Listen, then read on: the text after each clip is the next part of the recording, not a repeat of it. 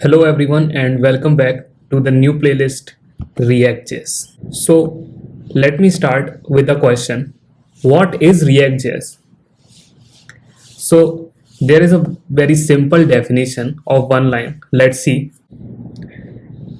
So according to Facebook, which has released this React and which is responsible for its maintenance, React is basically a JavaScript library which is used for building user interfaces. So what does it mean? I will break this into two parts for you. The first one is JavaScript library. The definition says that React is a JavaScript library. It simply means that JavaScript is used or JavaScript syntax is used in React. Okay. After this, the second term is user interfaces. So what is meant by user interfaces? Let's see. So user interfaces are that part of a application which is visible to the end user. Now, let me explain this to you with the help of some real world example. The website on which you are currently viewing this lecture, that is YouTube, also uses a JavaScript framework which uses the same concept as React. Okay. Another example is Facebook itself. Okay. And Netflix also uses React. Okay, friends. So all these websites which we use so much in our daily life, they all uses React or similar techniques. So it's super important to learn what React is. So friends, let's now move on and talk about how React works. So what do you think how React works? Let us first take a look at the React's official website. Okay. So let me tell you that this website is itself made in React. Okay. So React applications comprises of components, and this part, that is this navigation part that you are seeing as bounded by this red colored lines, this is a component. Okay. And again, this part which is bounded by these yellow lines, this is again a component. Okay. Component means in which you have written some code. Okay. And it's displaying some headings, some paragraphs, some keys, links. Okay. And some image, and you can change that according to your need. Okay. And after that, you see that this part of this website, it contains these three components which are having a heading. Okay. And some paragraphs. So these all three are similar, you can see here. Okay. So these are same component but with different text. So this is where React is useful.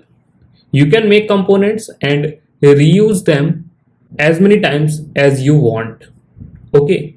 So it basically makes development of web applications simpler. So friends, this is just an high level overview. Let's now dive deeper into it. Let me show you something, that the cards that you are seeing here, I'm saying that these are components. Okay. So React basically works on the concept of components. Okay. For each part of a web page or a web application, it has some components, and inside each component there is something called props. Okay. This is called props. Props means the properties. Okay. And we will talk about them in detail in this course. After this, the next thing that a React component has is the internal component state. Like if I am saying here there is a user, okay, for which I am displaying some information using this props, then the name of that user is Mark. So in this particular instance, the user is Mark. So this is a particular component state. Okay. So this is called internal component state. And after this, friends, comes what is called life cycle methods.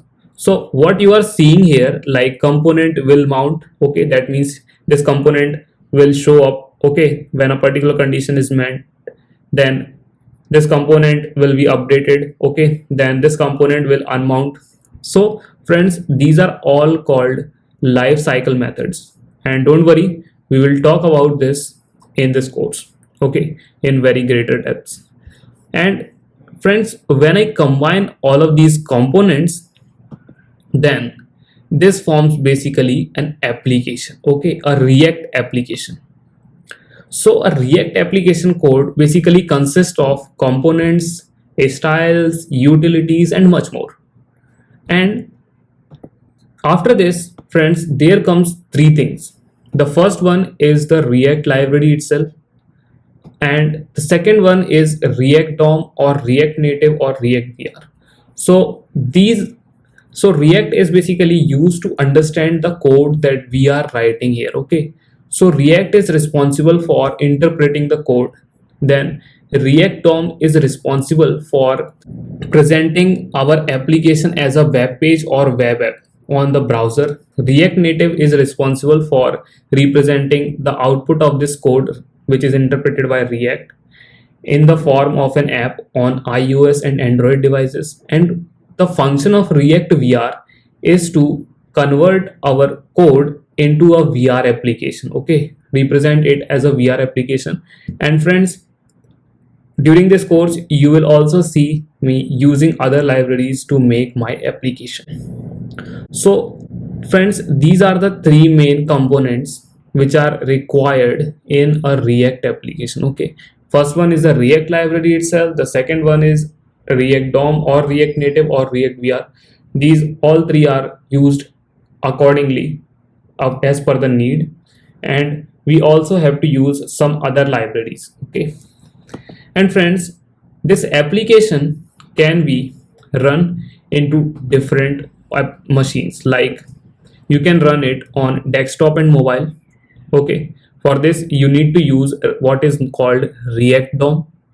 After this, friends, you can also run your React applications on iOS and Android devices, and for that you will need to use React Native.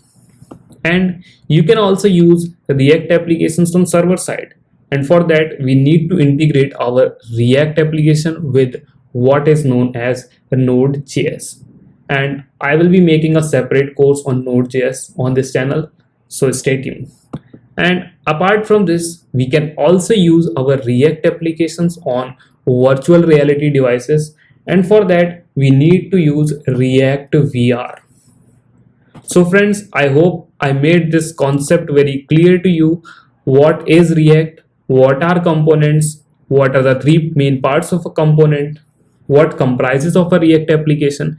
And how can we display our React application on our target machine, like a desktop or mobile or a server or VR device or an iOS or Android mobile phone? So friends, this is just a high level overview, okay, and we will dive deep into all of these things during this course. After this, friends, I also want to tell you that React uses virtual DOM. And now you might be thinking, what is DOM anyway? So friends, let me ask you a question first. Do you recognize all of these things? Get element by ID, query selector all, parent.append child, and inner HTML. Maybe some of you remember if you have used this before. Okay, so I also want to ask you, do you recognize this tree structure in which we used to have a document, then a root element called HTML, then HTML consists of head and body, and let's say body is consisting of a link and an h1 heading, and a link is containing inner text saying React is cool, and my h1 level heading, let's say, is welcome, and inside my head I am having a title of my HTML document, and the inner text for that is React. So friends, when you need to, or when you have to alter any of these things using JavaScript, then what was the concept that you used at that time? So that was DOM, document object model.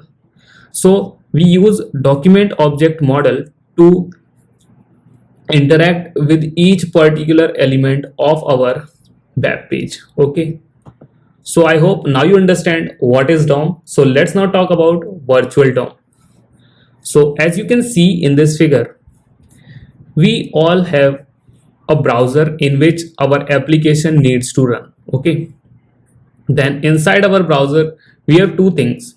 First one is JavaScript interpreter, and the second thing is browser's own native engine. Okay, and let me also tell you that the React application has to run on your own browser. Okay, keep this in mind, this is super important. Okay, and after this, JavaScript interpreter reads the code, okay, that we have written in React, and then it creates a DOM of its own, or document object model of its own, which is called as virtual DOM. Okay, so this is the virtual DOM, the tree structure like just I have shown you before, okay, in the previous slide.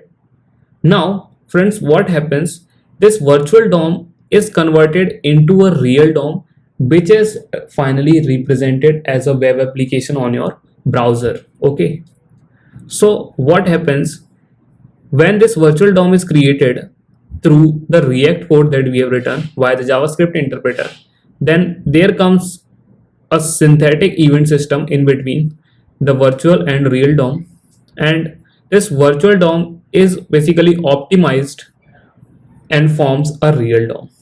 And let's say you are browsing, let's say you are browsing Facebook. Okay, then you make some comment on a post, then what happens, that web page is instantly updated. That means your comment appears on the page.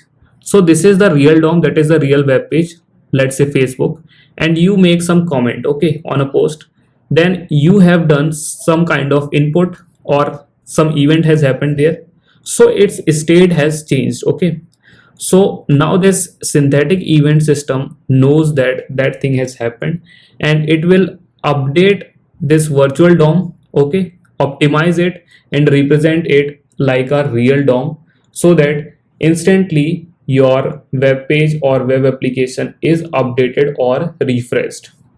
So friends, this is how virtual DOM works, but I think this is quite difficult, okay, to understand. So are you crying like this? So don't worry, I'm going to explain it to you and you will be happier in just a moment. So let's now see this in a much simpler way. Okay, so this model, this is your React model, that is which comprises of components and various libraries, packages. Okay, and there are two things just now I have explained you, real DOM and a virtual DOM. So friends, what happens, you did some activity on a web page or a web application. Okay, let's say you posted something, okay, on Instagram, and as a result of that your virtual DOM has changed. There is one more post added inside this tree structure of your web page, okay, because just now you have posted something new. So now what happens, so what happens under the hood, these real DOM and virtual DOM will be compared, okay, and difference between them will be checked. So instantly it will be noticed that there is a new branch in our virtual DOM, and hence this is the difference, and instantly it will be patched by the synthetic event listener into this real DOM, and this real DOM gets updated and becomes this updated DOM, and that's your final web page, okay, which appears instantly as soon as you make some post or do some kind of activity on a web page or web application. So friends, this is how a React application works. I hope this concept is now very clear to you. So let me also take one more example. So this is just a post, okay, from Facebook of the React's official group. So I want to explain you that how this post is made, okay, what is behind the scenes. So let's see that you all know that in every post there will be a heading, okay, of the group's name, then the date, then whether it is public or not, and then this options. Okay, and there will be some kind of image or text. Okay, so this comprises of your post. So this is basically a post component. Okay, this part which is having this red color border. Then comes a common part again which is present in every post, that is this React component. Okay, React, I should not name it as React. Okay, don't confuse it with React.js.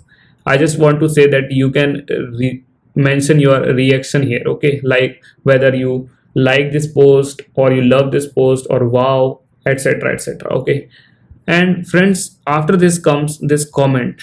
Okay, this comment component, this is also common in every post. Okay, so here you can make some comment. Okay, you can put some emoji or some image or gif or some sticker. Okay, so this is also present in every post in Facebook. And after that comes the comments, and you have seen that as soon as you type here some comment and press enter, then the new comment will be added to the list.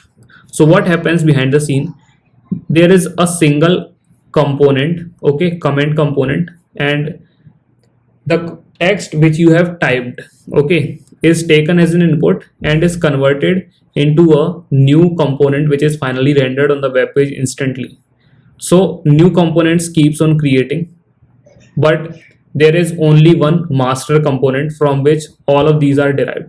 Similarly, for all posts on Facebook, there is one master post component, one master reaction component, and one master comment component. Okay, so all of the posts can be generated using these components. So this is how use of React.js makes it very much simpler to make very much complex web applications. So friends, I hope you got the concept, what is React, how it works, what is components. So this was just a high level overview. I am saying it again. And if you don't get anything, okay, in this lecture, or you have any questions, then friends, please post them all in the comment section below. I will be more than happy to hear from all of you. Also friends, if you are new to this channel or you haven't subscribed yet, then please do so right now to get more such videos or updates on a regular basis on all of my web development tutorials on this channel. So friends, I'll see you in the next video.